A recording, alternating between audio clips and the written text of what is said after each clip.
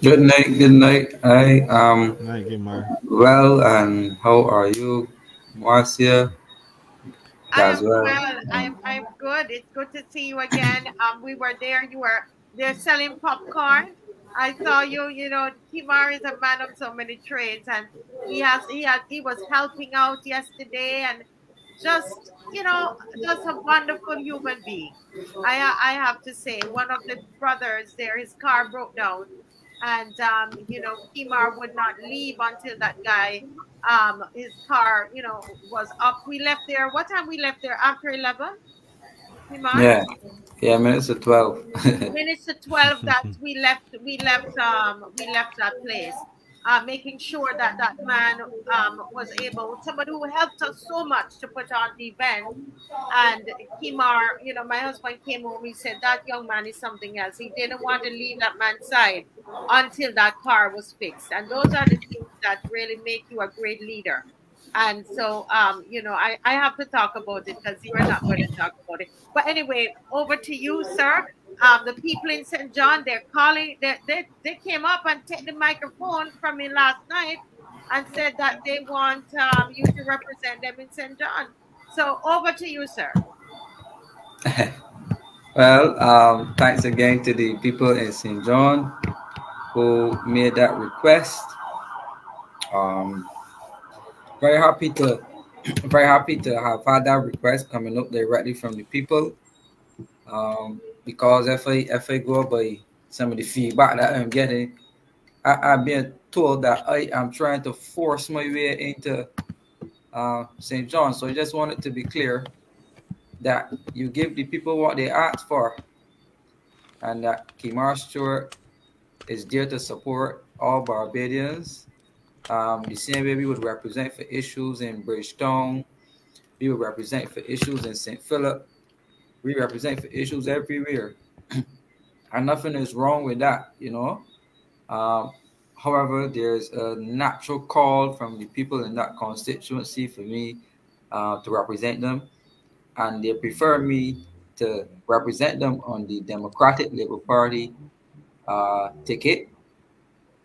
However, and using the words of the no political leader and opposition leader of the party, there's a process, right? There is a process to ensuring that if that is what the people want, um, we will follow it. I am not one for going against what the people want. I'm here for service, and wherever service leads me, I'll be there. My heart is for the country, and if the people in St. John, but not if, the people in St. John do have an interest in Kemar Stewart, and Kemar Stewart is pledging tonight that he would reciprocate um, that interest and to lend my time, energy, and skills, money, and everything to seeing to the well-being in the people of St. John, and not only St. John, but I mean I don't have pocket deep enough pockets to cover all of Barbados, but I try my best. Right, my heart is for the country, and I will continue to um, be of that ilk. I won't let anybody change me for anything. Um, and that's all I will say on that for tonight. I brought some more issues here. I came to St. John again, speaking to what's happening in that constituency. We have two big problems facing the people in that constituency. One, of land, housing and lands, and two, water. Right?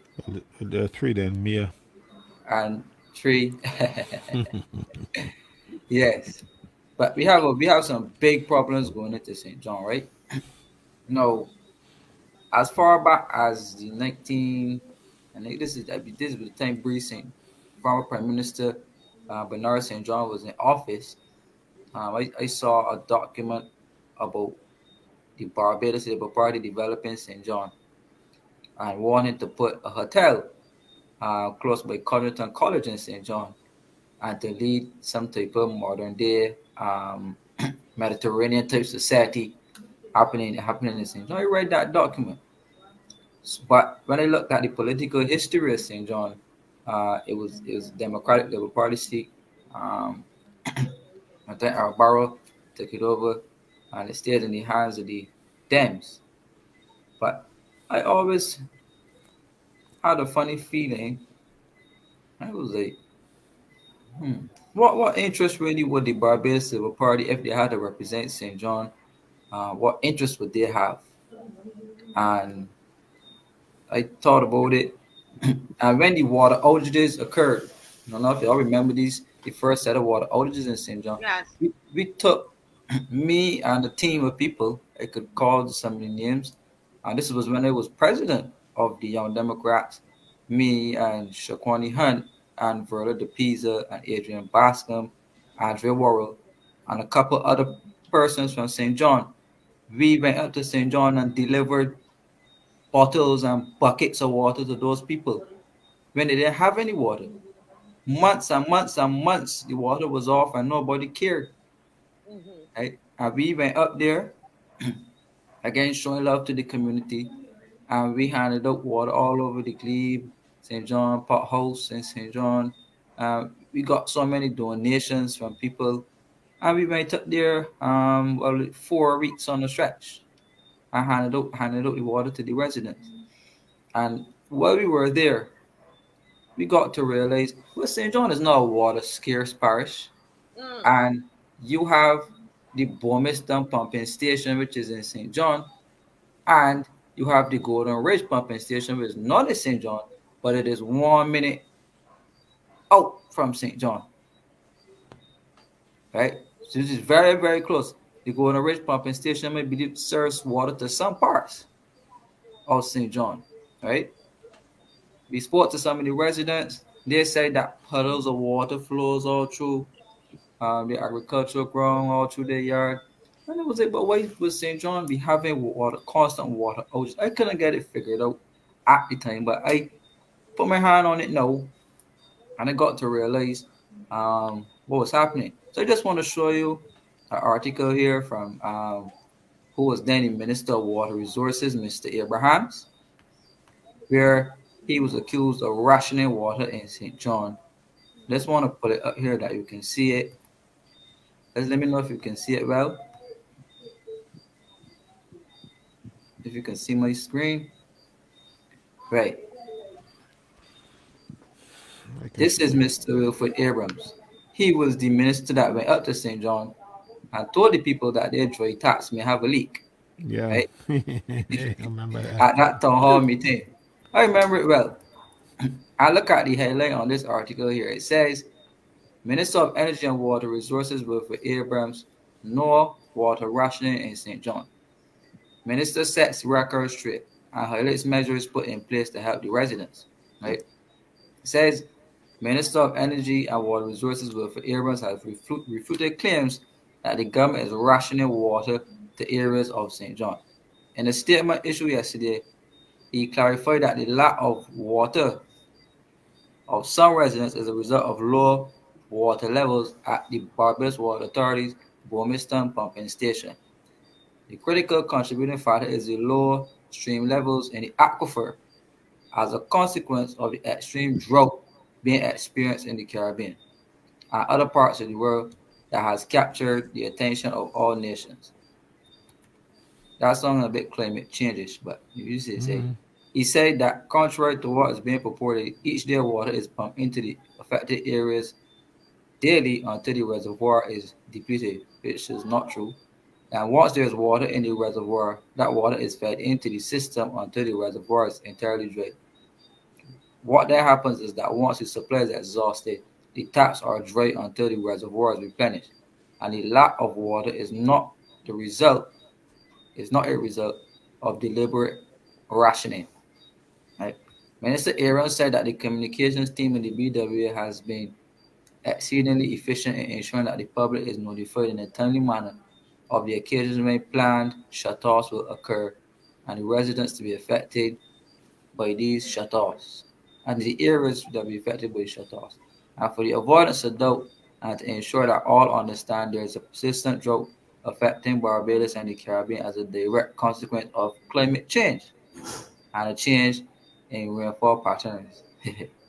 This is what our Prime Minister has sought to battle on the international level, and it's unfortunate that some of those whose interests she seeks to protect refuse for political reasons to accept the reality of our situation.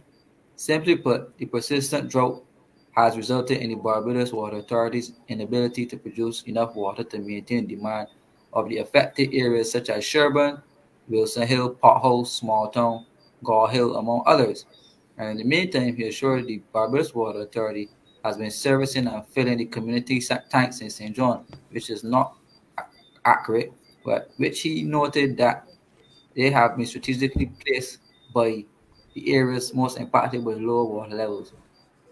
It is important to note that the residents of St. John consistently receive on average 2 deliveries of water per day by water tankers, and at this rate, most tank drivers are working more than 16 hours. Right. Let's skip through a bit. That day, he said that the Barbados Water Authority's average have a fleet of 9 tankers, but one only carrying 1,200 gallons of water. And these tankers need to serve other areas in St. John and St. Joseph, in addition to other areas to maintain water delivery to over 91 community tanks across Barbados. Mr. Abrams revealed that the Barbados Water deployed 2 additional 1,000-gallon water tanks to Sherburne and St. John, and additionally is working to bolster the water tanker fleet to a possible addition to suitable private sector vehicles. Right? Now, you see, based off that alone, he refuted claims that they were rationing the water. Right? He refuted the claim, but you can see from his verbiage, I don't believe him, right? Because when we went there, Marcia, there are so many water streams in St. John that's flowing naturally, right? All types of water streams that's flowing going through St. John. This Minister Abrams is the minister who actually tanked the desalination plant for Barbados because there was a plan in place to build desalination plants under the last government. And when he came in, he put aside the desal plants on purpose, right? The article that I want to show you next is directly to deal with the pumping station, right? And it will show you exactly what was the plan all along to bring Joby water to Barbados, right? The stolen plants. Look at this article here with our good neighborhood friend, Mr. John Mwanza, right? And the lady who likes to put things in people's tails, right? This was shortly before she was fired. This was shortly before she was fired as the Minister of Water Resources, because you know the Prime Minister now has that under her 13 ministries, right? It says the Barbados Water Authority shares plan to deal with murky tap water, right? Remember, this is the organization that is about to be privatized, and it says here the Barbados Water Authority has announced a series of measures to tackle the persistent issue of discolored tap water stemming from the Bourmiston pumping station in St. John. These include assistance from the private sector to supplement water to those customers fed from that pumping station, and minimal pretreatment to minimize the discoloration of water, and the installation of more water community tanks, right? Just want to take a quick pause there. Where is the private sector going to get water from to put into the Bourmiston pumping station? That's my first question. Right? If you read the legislation that speaks to the Joby water, right, it says that the private sector are going to be given some small contracts to build small, what are they called, treatment plants, these tertiary level treatment plants. So there's not going to be one big plant. They're saying they allow the private sector to come into the market, and if they want to build 50 tertiary level plants, so be it. Right? So this right here, where they're saying that the assistance from the private sector to supplement water, the government just passed a bill in the Barbados Water Authority Amendment Act to take over all wells, even if the wells are on your own private property. They're saying that the government now is in control over that. The government now took over all of the waterways in this country. So where is the private sector going to get water from to put into the Bournemouth pumping station, unless it's the same jobby water from the tertiary level treatment plants that they're trying to set up right now? And that is why they're trying to get the 600 million or so from the IMF to be able to put monies in the pockets of investors. And there's your campaign financiers and allow them to come in and make money off the privatization of water. Right? And it is big and bold right here. And if anybody wants to challenge that perspective, I'm open to challenge because I don't interpret it any other way. Right? To go on, it says here, officials have blamed the recent sharp extended rainfall for causing a significant problem at the Bournemouth station, as several inches of runoff water has been clouding the water. During a press conference at the Barbados Water Authority's Pine headquarters in Michael, they explained how the runoff stirred up water that was occasionally chalky and muddy, known as turbidity, fancy word, turbidity. Director of Engineering Charles Leslie said the catchment that feeds the Bournemouth extends as far up to Clifton Hall, Venture, all these are areas in St. John, all of those areas. So once the rainfalls in any of those areas upstream, what has been happening is that some of the topsoil material has been washing into the cave system, right? I remember Caswell spoke about when you put the dye in one part of Barbados, it ended up another part, and the water flowing through the same cave system. And Bournemouth is in a stream system that runs in an underground cave. Now the water becomes cloudy, and then we have to stop periodically to avoid pumping that cloudy water into the system. This year has been extremely challenging because we've been experiencing more frequent and sharp extended showers than in the past, right? And this created a situation where we have to stop the station more than often to allow water to clear. And once that water has been cleared, then we start pumping. Now, you see that already. They can't get the station managed with rainwater, but they are trying to set up a system to manage chubby water right at that Bournemouth pumping station, right?